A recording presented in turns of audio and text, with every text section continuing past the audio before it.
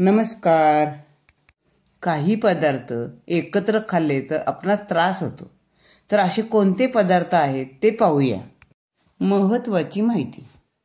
खालील पदार्थांना एकत्र खाऊ नका.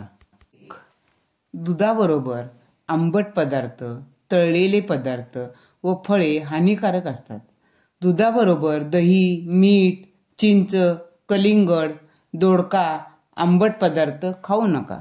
2 नंबर, दह्याबरोबर खीर, पनीर, दूध, कलिंगड, केळे, मुळा, गरम पदार्थ अथवा गरम जेवण नुकसान करते.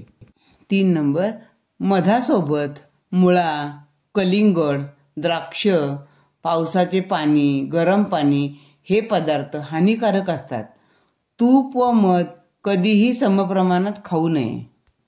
4, खिरीबरोबर खिचडी, आंबट पदार्थ, फणस, सातू, दारू वगैरे घेऊ नये. 5, कलिंगडाबरोबर लसूण, मुळा, मुळ्याची पाने, दूध, दही हानिकारक असतात. टरबुजाबरोबर पुदिना, गार पाणी घेऊ नये. 7, थंड पाण्याबरोबर शेंगा, तूप, तेल, कलिंगड, पेरू, जांभूळ, काकडी किंवा गरम जेवण करू नये. 8, चहाबरोबर काकडी, खीरा खाऊ नये. 9, मुळ्याबरोबर गूळ नुकसान करते. 10, तांदळाबरोबर विनेगर हानी करते.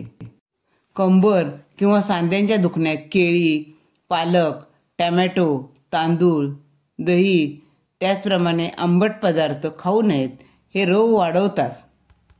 चैत्र महिन्यात गूळ, वैशाख महिन्यात तेल सेवन करू नये.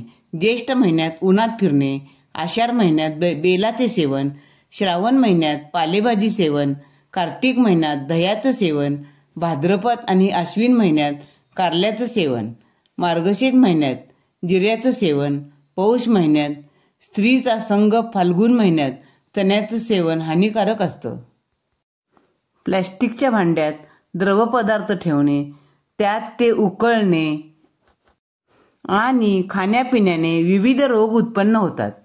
याचा उपयोग खाण्यापिण्याच्या कामासाठी करू नये. व्यतिरिक्त कांस्य, तांबे किंवा पितळ्याच्या भांड्यात ठेवलेल्या वस्तू जसे तूप, तेल, आंबट वस्तू, दही, ताक, दूध, लोणी, रसदार डाळी, भाज्या इत्यादी विषयुक्त होतात.